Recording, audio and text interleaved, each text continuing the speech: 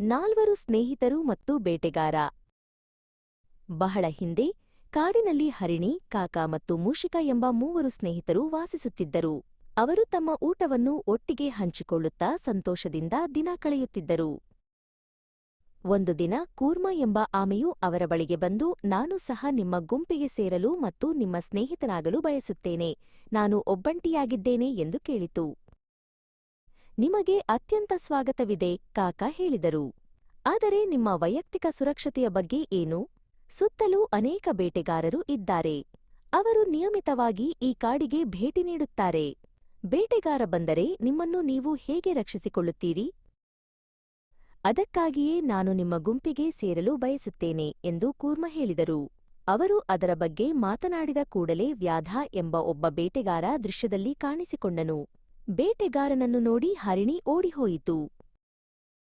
ಕಾಕ ಆಕಾಶದಲ್ಲಿ ಹಾರಿತು ಮತ್ತು ಮೂಷಿಕರಂಧ್ರಕ್ಕೆ ಓಡಿಹೋಯಿತು. ಕೂರ್ಮ ವೇಗವಾಗಿ ತೆವಳಲು ಪ್ರಯತ್ನಿಸಿತು, ಆದರೆ ಅದು ವ್ಯಾಧನಿಗೆ ಸಿಕ್ಕಿಬಿದ್ದಿತು. ವ್ಯಾಧನು ಅದನ್ನು ಬಲೆಗೆ ಕಟ್ಟಿಹಾಕಿದನು. ವ್ಯಾಧನು ಜಿಂಕೆಯನ್ನು ಕಳೆದುಕೊಂಡು ದುಃಖಿತನಾಗಿದ್ದನು. ಆದರೆ ಅವನು ಯೋಚಿಸಿದನು, ಹಸಿವಿನಿಂದ ಬಳಲುವ ಬದಲು ಆಮೆಯನ್ನು ತಿನ್ನುವುದು ಉತ್ತಮ. ಕೂರ್ಮದ 3 ಸ್ನೇಹಿತರು ಬೇಟೆಗಾರನಿಂದ ಸಿಕ್ಕಿಬಿದ್ದ ತಮ್ಮ ಸ್ನೇಹಿತನನ್ನು ನೋಡಿ ಹೆಚ್ಚು ಚಿಂತಿತರಾದರು. ಬೇಟೆಗಾರನ ಬಲೆಯಿಂದ ತನ್ನ ಸ್ನೇಹಿತನನ್ನು ಮುಕ್ತಗೊಳಿಸುವ ಯಾವುದೋ ಯೋಜನೆಯ ಬಗ್ಗೆ ಯೋಚಿಸಲು ಅವರು ಒಟ್ಟಿಗೆ ಕುಳಿತರು. ಕಾಕ ನಂತರ ಆಕಾಶದಲ್ಲಿ ಎತ್ತರಕ್ಕೆ ಹಾರಿತು ಮತ್ತು ಬೇಟೆಗಾರನು ನದಿಯ ದಡದಲ್ಲಿ ನಡೆಯುತ್ತಿರುವುದನ್ನು ನೋಡಿತು.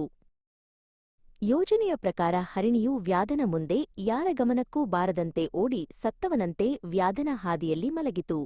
ವ್ಯಾಧನು ನೆಲದ ಮೇಲೆ ಮಲಗಿದ್ದ ಹರಿಣಿಯನ್ನು ದೂರದಿಂದ ನೋಡಿದನು.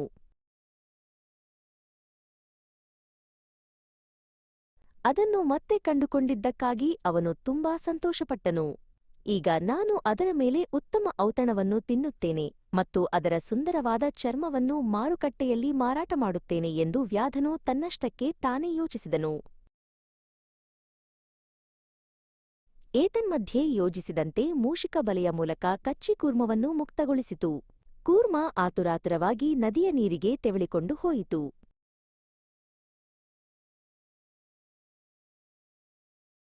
ಈ ಸ್ನೇಹಿತರ ಕಥಾವಸ್ತುವಿನ ಬಗ್ಗೆ ತಿಳಿಯದೆ ವ್ಯಾಧನು ಅದರ ರುಚಿಕರವಾದ ಮಾಂಸ ಮತ್ತು ಸುಂದರವಾದ ಚರ್ಮಕ್ಕಾಗಿ ಹರಿಣಿಯನ್ನು ಕರೆತರಲು ಹೋದನು. ಆದರೆ ಅವನು ತನ್ನ ಕಣ್ಣುಗಳಿಂದ ನೋಡಿದ್ದು ಏನೆಂದರೆ, ಅವನು ಹತ್ತಿರ ಬಂದಾಗ ಹರಿಣಿ ಇದ್ದಕ್ಕಿದ್ದಂತೆ ತನ್ನ ಕಾಲುಗಳ ಮೇಲೆ ಹಾರಿ ಕಾಡಿನಲ್ಲಿ ಓಡಿಹೋಯಿತು.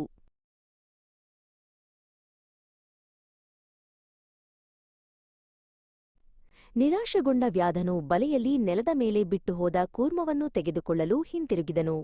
ಆದರೆ ಬಲೆ ಬಿದ್ದಿರುವುದನ್ನು ಮತ್ತು ಕೂರ್ಮ ಕಾಣೆಯಾಗಿರುವುದನ್ನು ನೋಡಿ ಅವನು ಆಘಾತಕ್ಕೊಳಗಾದನು. ಈ ಘಟನೆಗಳಿಂದಾಗಿ ವ್ಯಾಧನು ಭಯಭೀತನಾಗಿ ಕಾಡಿನಿಂದ ಹೊರಗೆ ಓಡಿದನು. 4 ಸ್ನೇಹಿತರು ಮತ್ತೊಮ್ಮೆ ಸಂತೋಷದಿಂದ ಬದುಕಲು ಪ್ರಾರಂಭಿಸಿದರು.